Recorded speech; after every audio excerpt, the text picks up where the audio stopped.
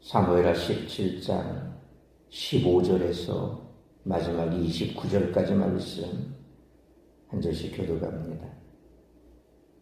이에 후세가 사독과 아비아달 두 제사장에게 이르되 아히도벨이 압살롬과 이스라엘 장로들에게 이러이러하게 계략을 세웠고 나도 이러이러하게 계략을 세웠으니 이제 너희는 빨리 사람을 보내 아히도벨의 사나이를 오늘 밤에 나를 되서 달성하고 다음으로 건너가서 하라. 혹시 원과 술을 따르는 모든 백성이 몰살인가. 그때 요나단과 아히마아스가 사람이 볼까 두려워하여 감히 성에 들어가지 못하고 엔로겔 가에 머물고 어떤 요정은 그들에게 나와서 말하고 그들은 가서 다윗 왕에게 알리더니 선인이 그를 보고 압살롬에게 알린지라 그 빨리 가져와서 우리는 어떤 사람의 집으로 들어가서 그의 그들에게 공수로 배송하시고 그 집 여인이 덮을 것을 가져다가 우물 아비를 덮고 찌은 곡식을 그 위에 놀매 전혀 알지 못하더라. 압살롬은 성들이 그 집에 와서 유견에게 묻되 아히마아스와 요나단이 어디 있느냐 하니 유견이 그들에게 이르되 그들의 시내를 건너가더라 하니 그들이 자주도 만나서 유견을 살리고 그들이 간 후에 두 사람이 우물에서 올라와서 다윗 왕에게 가서 다윗 왕에게 말하여 이르되 당신들은 일어나 빨리 물을 건너가소서. 아히도벨이 당신들을 해하려고 이러이러하게 계략을 세웠나이다. 다윗이 일어나 모든 백성과 함께 요나를 건너서 세르간의 한 사람도 요나를 건너지 못하더라. 아히도벨이 자기 계략이 시행되지 못함을 보고 나귀 안장을 지고 일어나 고향으로 돌아가 자기 집에 이르러 집을 정리하고 스스로 목매어 죽음에 그의 조상의 묘에 장사되니라. 위에 다윗은 마나임에 이르고 압살롬은 모든 이스라엘 사람과 함께 요나를 건너니라. 압살롬이 아마사로 요압을 대신하여 군지휘관으로 삼으니라. 아마사는 이스라엘 사람 이드라라 하는 자의 아들이라. 이드라가 나하스의 딸 아비갈과 동침하여 그를 낳으며 아비갈은 요압의 어머니 스루야의 동생이더라. 이에 이스라엘 무리와 압살롬이 기다림에 진실이라. 다윗이 마하나임에 이르렀을 때에 암몬 족속에게 속한 랍바 사람 나하스의 아들 소비와 로데발 사람 암미엘의 아들 마길과 로글림 길르앗 사람 바르실레가 신상과 대야와 질급과 뇌가 고리와 말가로 가져가 꽃과 총과 깐과 꿀과 29절 같이 읽습니다. 꿀과 버터와 양과 치즈를 가져다가 다윗과 그와 함께한 백성에게 먹게 하였으니 이는 그들 생각에 백성이 들에서 시장하고 고나고 목마르겠다 함이더라. 아멘. 아히도벨의 전략을 따랐다면 압살롬의 반란은 속전속결로 성공했을 것입니다. 그러나 후세의 지연 전략 전술 때문에 다윗은 시간을 벌 수 있었습니다. 시간이 가면 갈수록 불리해지는 것은 반란군입니다. 아무래도 왕국의 기반을 다져온 다윗에게 시간이 갈수록 지원군이 많아질 것이기 때문입니다. 오늘 본문 마지막에서 다윗을 찾아온 사람들과 그들이 다윗 일행에게 제공한 보급품들이 이런 정황을 넌지시 말해줍니다. 비록 다윗에게 호의적이지 않았던 요단 동편 지역이었지만 마하나임은 물론 암몬 사람들까지 다윗을 지원해 주었습니다. 그만큼 다윗의 영향력이 온 이스라엘에 널리 미치고 있었음을 강조합니다. 아히도벨은 자신의 전략이 채택되지 않자 반란의 실패를 직감하고 고향길로 돌아가서 스스로 목숨을 끊었습니다.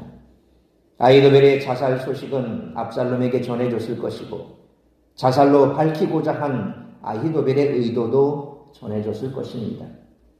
더구나 압살롬에게 제사장 사독과 아비아달의 아들 요나단과 아히마아스의 움직임이 전해졌을 때 압살롬은 정신이 번쩍 들었을 것입니다. 어쩌면 후세에게 속았다는 사실도 알게 되었을 것입니다. 그러나 이제 와서 돌이킬 수 없고 선택할 수 있는 길은 전면전밖에 없었습니다. 압살롬은 서둘러 사촌이었던 아마사를 군사령관에 임명하고 출전했습니다. 하지만 다윗 일행은 벌써 요단강을 건넜고 뒤따라 강을 건넜을 때 다윗은 이미 마하나임 성 안에 들어가 버린 뒤였습니다. 그런데 오늘 본문에서 독자들은 아히도벨의 극단적인 선택이 눈에 강렬하게 들어올 것입니다. 아히도벨은 이로써 압살롬에게 강력한 경고를 보냈겠지만 이미 전세는 기울어 있었습니다. 앞으로 펼쳐질 압살롬과 다윗 진영의 전면전이 어떻게 펼쳐질지 긴장감이 돌지만 결정적인 모사를 이룬 압살롬 진영에는 이미 패전의 암울한 기운이 돌고 있음은 부정할 수 없습니다. 이처럼 악인은 행악에 대한 값을 치르게 되고 의인은 구원을 받고 영원토록 복을 누리게 됩니다. 문제는 모든 사람이 죄인이라는 것입니다. 다만 주님을 믿고 은혜를 입어 용서받은 죄인과 그렇지 못한 죄인이 존재할 따름이죠. 지금까지 등장인물은 모두 죄인입니다. 다윗도 마찬가지입니다. 하지만 회개하고 죽게 돌아온 자들은 은혜를 입게 됩니다. 반면에 죄의 길에서 떠나지 않는 교만한 자들은 심판을 받게 됩니다. 따라서 이와 같은 오늘 본문의 말씀을 통해 우리들이 깨달아야 할 것은 첫째로 15절로 22절 말씀처럼 성도는 합력하여 선을 이루시는 하나님의 섭리를 믿어야 한다는 것입니다. 후세는 압살롬이 아히도벨의 책략이 아닌 자신의 책략을 선택한 사실을 아직 모르고 있는 듯합니다. 행여 알았더라도 압살롬의 마음이 언제 어떻게 바뀔지 모르기 때문에 속히 다윗에게 지금까지 일어난 일을 알려야 할 필요를 느꼈을 것입니다. 그는 15절 말씀처럼 제사장 사독과 아비아다를 만나 모든 일을 알리고 속히 그 첩보를 전달하게 합니다. 16절 말씀처럼 광야 나루터는 위험하니 빨리 강을 건너 도망하라는 메시지였습니다. 17절 말씀처럼 요나단과 아히마아스는 다윗성 남서쪽 와디 기드론에 있는 샘으로 와디 흰놈과 만나는 곳인데 유다와 베냐민 지파의 경계에 위치해 있는 이 에누로겔가에서 머물렀습니다. 이들은 다윗에게 곧바로 가는 대신 이곳에서 어떤 요종에게 정황을 살피고 발각되지 않고 안전하다 싶으면 다윗에게 말을 전하려 했습니다. 그러나 우려하던 일이 벌어졌습니다. 18절 말씀처럼 두 청년이 그 메시지를 다윗에게 전달하기 위해 움직였는데 그 행적이 어떤 청년에게 발각되어 압살롬에게까지 전해졌습니다.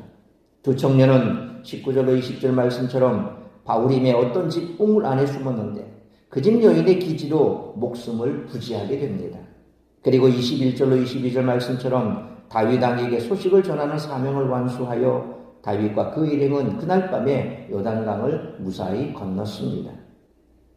그러므로 악한 자들의 계략을 파하시고 은혜의 손길로 다윗의 생명을 보호하시는 하나님의 섭리는 오늘도 여전히 믿는 자들에게 유효하므로 합력하여 선을 이루시는 하나님의 섭리를 믿는 믿음으로 살아가는 우리 모두가 되시기를 축원합니다. 두 번째로 23절 말씀처럼 성도는 세상의 헛된 것을 쫓기보다 영원한 것을 소망하며 살아야 한다는 것입니다. 한편 반란의 중심 인물이었던 아히도벨은 스스로 목숨을 끊는 길을 선택합니다. 자신의 계략이 시행되지 못하는 것을 보고 그는 반란이 실패로 돌아갈 것을 직감했을 것입니다. 그는 결국 스스로 목을 매 자살합니다. 이제까지 승승장구했던 그는 반란을 성공으로 이끌어 더 큰 권세를 손에 쥐리라 기대했을 것입니다. 하지만 그의 계략이 모래성처럼 무너지고 큰 권세에 대한 희망도 사라지자 그는 스스로 아무것도 남지 않은 껍데기에 불과하다는 것을 깨달았을 것입니다. 그를 지탱해줄 정체성이나 영적인 뿌리가 전혀 없었다는 것이 드러났습니다. 이는 누구에게나 일어날 수 있는 영적인 문제입니다. 그러므로 세상의 헛된 것을 쫓기보다 창조주 하나님을 경외하는 신앙의 뿌리를 두고 썩지 않을 영원할 것을 소망하며 살아가는 우리 모두가 되시기를 축원합니다. 세 번째로 24절로 29절 말씀처럼 하나님은 때로 사람을 통해 보호하시고 회복의 길로 인도하신다는 것입니다. 압살롬은 후세의 책략대로 온 이스라엘에서 군대를 모아 다윗을 추격합니다.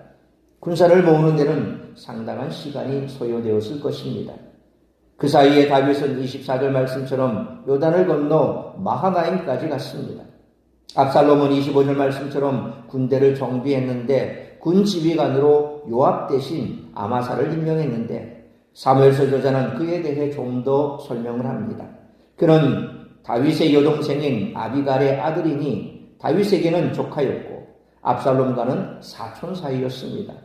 아마사의 아버지가 이스라엘 사람이었으므로 압살롬이 북쪽 지파의 민심을 얻기 위해 그를 기용했음을 짐작할 수 있습니다. 나중에 압살롬의 반란이 정리된 뒤에 그는 다윗의 군 지휘관으로 임명되지만 사촌인 요압에게 살해됩니다. 드디어 압살롬은 26절 말씀처럼 이스라엘과 함께 다윗에 맞서 길르앗 땅에 진을 쳤습니다.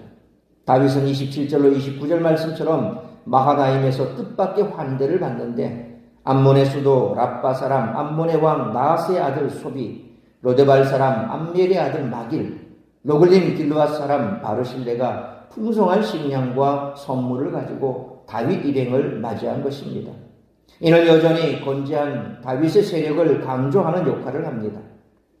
그들이 다윗을 환대한 이유는 다윗이 요단 동편 거주민들을 위해 싸워 그들을 구출한 일이 있었기 때문입니다. 그래서 어려움에 빠진 다윗에게 기꺼이 도움을 주었던 것입니다. 그러므로 하나님은 이렇게 적재적소에 필요한 사람들을 보내셔서 다윗을 보호하시고 회복의 길로 이끄셨던 것처럼 갈라디아 6장 9절에 우리가 선을 행하되 낙심하지 말지니 포기하지 아니하면 때가 이름에 거두리라 라는 말씀처럼 하나님께서 우리에게도 이와 같이 때를 따라서 돕는 사람을 통해서 우리에게 구원과 도움을 주실 것을 믿는 믿음으로 살아가는 우리 모두가 되시기를 축원합니다. 사랑하는 성도 여러분, 다윗은 마하나임에서 군대를 정비하고 압살롬의 군대에 맞설 준비를 할 수 있었습니다. 다윗은 광야로 다시 내몰린 상황에서 이런 하나님의 선한 역사를 경험했습니다. 하나님의 때로 우리를 광야로 보내시는 것은 우리의 신앙을 단련하시기 위해서입니다. 그 과정은 고되지만 그곳에선 더할 나위 없이 값진 인생의 보물들을 얻을 수가 있습니다. 그래서 고난이 너희에게 유익이 된다고 성경은 말씀하지 않습니까? 고난이 있기에 우리는 신앙이 정화되고 고난이 있기에 세상을 바라보던 눈이 하늘을 향해서 바라보게 되고 세상을 향해서 열렸던 귀가 닫혀지고 세상을 향해서 소리쳤던 그 소리를 하늘을 향해서 기도하며 하나님을 붙잡게 되는 것이 광야입니다. 그래서 광야가 고통스럽고 또 우리가 빨리 벗어나고 싶지만 그곳에 있을 때에 우리는 하나님을 붙잡을 수 있습니다. 왜 사도 바울이 주님을 만나고 즉각적으로 복음을 들고 나가지 않았습니까? 왜 그가 2년 반 동안 아라비아 광야에 머물러 있었습니까? 그곳에서 더 주님과 깊은 교제를 가졌던 거죠. 성경에는 기록되어 있지 않지만 그 2년 반의 기간 동안 사도 바울은 정말 주님과의 깊은 교제, 자신이 지금까지 알고 있었던 그 구약의 모든 과정들, 그 모든 말씀들이 체계적으로 정비가 되고 그래서 그는 완벽하게 준비될 수 있었던 거죠. 우리의 삶도 마찬가지입니다. 고난이 있고 고통이 있는 삶이 좋은 것은 아니지만 그러나 마냥 편한 삶만이 좋다는 것은 아닙니다.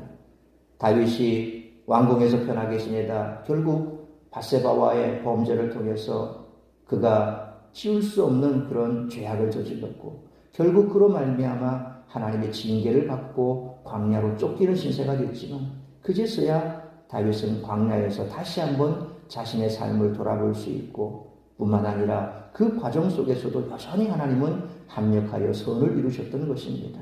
오늘 말씀처럼 그가 생각지도 않았던 사람들의 선한 손길을 받게 되는 거죠. 결국 하나님이 나와 함께 하신다는 사실을 깨닫게 되고, 그리고 지금까지 자신의 삶 역시도 여러 가지 많은 우여곡절이 있었지만 사울에게 쫓기는 과정에서도 그는 여전히 그의 백성을 사랑했었고, 또 그들이 고통을 당하면 그들의 고통을 자신의 고통처럼 도와주었던 그 인생이 헛되지 않았음을 아마 알게 되었을 것입니다. 우리 역시도 고통 가운데 사람의 손길을 통해서 도움도 받지만 그 속에서 자신이 살아온 인생을 되돌아봅니다. 내가 헛살았나, 헛살지 않았나, 나를 도와주는 사람이 있다 없다, 그것이 어떻게 보면 내 인생의 길에 훈장과도 같은 그런 과정이 될 수 있습니다. 그래서 어떤 상황 속에서도 우리는 좌절하거나 낭망할 필요가 없는 것은 하나님께서 함께 하시기 때문입니다.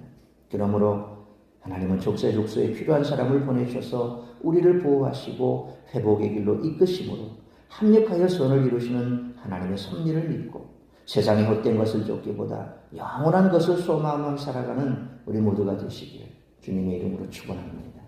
기도하겠습니다. 거룩하신 아버지 하나님, 은혜와 사랑을 감사합니다. 오늘도 말씀으로 예배로 이 하루를 시작하게 하시니 감사합니다. 오늘 우리에게 주신 말씀 우리가 가슴에 새기며 오늘 이 아침 다시 한번 우리의 삶을 돌아보며 우리가 지금까지 살아온 길 그 속에서 함께 하셨던 하나님의 손길을 다시 한번 돌이켜 기억할 수 있기를 원합니다. 하나님은 늘 우리와 함께 하십니다. 세상 끝날까지 너희와 함께 하겠다고 약속하셨습니다. 그러므로 지금 내 삶이 어렵고 힘들고 혹시 광야 같은 그와 같은 현장 속에 있다 할지라도 과도하게 두려워하거나 혹은 좌절하고 낙망하지 않을 것은 그것이 오히려 우리에게 다시 한번 믿음을 회복하는 기회의 순간이 되는 줄 믿습니다. 그러므로 우리가 어떤 형편 어떤 상황에 처하든 하나님은 합력하여 선을 이루실 것이요 또한 고난 가운데서라도 하나님께서는 우리에게 필요한 손길을 보내시어서 우리를 보호하시고 지키시고 또한 구원의 길 우리에게 필요한 하나님께서 이끄시는 그와 같은 회복의 길로 이끌어 주실 것을 믿는 믿음으로 오늘도 담대하게 나아가 승리하는 우리 모든 성도들의 삶이 되게 하여 주옵소서. 오늘 이 아침 우리가 받은 말씀 가슴에 새기며 오늘 이 하루도 나를 통하여 이루고자 하는 하나님의 뜻이 무엇인지 그 뜻을 이루어드리는 복된 한날의 삶이 될 수 있기를 간절히 빌고 소원하오며 이 모든 말씀 우리 주 예수 그리스도의 이름으로 기도하옵나이다. 아멘.